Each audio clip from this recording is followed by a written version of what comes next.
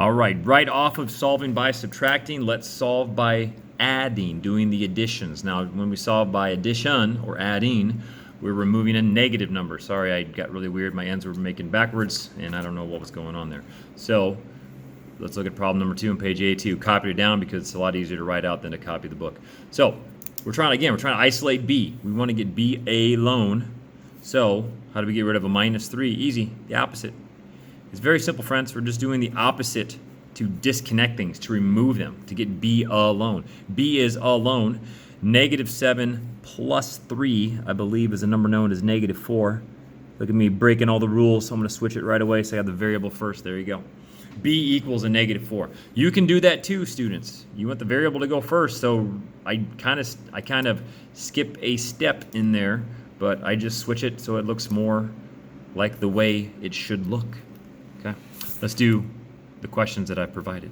All right, so I really didn't get too creative here. I basically just copied all of the solving by subtracting problems and then just made them all negative. So now we got to solve by doing the addition. Okay, here we go.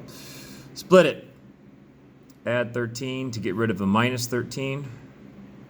Okay, you're going to be gone. X is going to equal -10 plus 13 is a +3. Work on your mental math game, students. Okay, yes, you can plug it in a calculator, but if you can do it in your brain, not only will you be smarter, but you'll actually be more efficient. Okay, goodbye. G is going to equal, let's see, you're going to be an 8. 1 plus 1 is a 2, and then there you go. Algorithms and stuff. Next one. Oh no, the variable is on the right. Yeah, who cares? Just do the math. And you're going to be okay. Y is going to equal, I think it's going to be a 25. There we go. Good for me. All right. Split. +6 plus 6D is going to equal a 70. As you can see, students, once you figure out that it's really not that complicated, you too are going to do these just as fast, if not faster, than the way I do them, okay?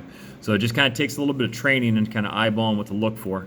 Oh, you're a minus. I would get rid of you with a plus. Oh, you're a negative. I would get rid of you with a plus. Oh, look, you're a negative. This one might throw some people for a loop because some people might tie the plus sign. Oh, it's a plus -8. So to get rid of a plus, you would subtract. Ooh. Well, no, think about the -8. To get rid of a -8, you just add 8. That plus is actually indicated to the y. That's a positive y. All right, so don't get confused.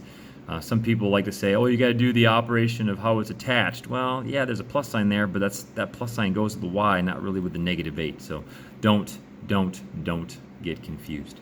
All right. Also, nice little fun fact. It says, hey, show your work. It takes 5 seconds to write it down, and showing your work is just a good habit to get into. Especially if I need to help you with something. I've got no idea if you did it in your head. I've got no idea what you're thinking. Write it down. Show me your moves. If you made a wrong step on paper, I can fix it. But if you make a wrong step in your head, I can't fix that. So, all right, that's solving by addition. We're going to be doing a division and multiplication coming up next.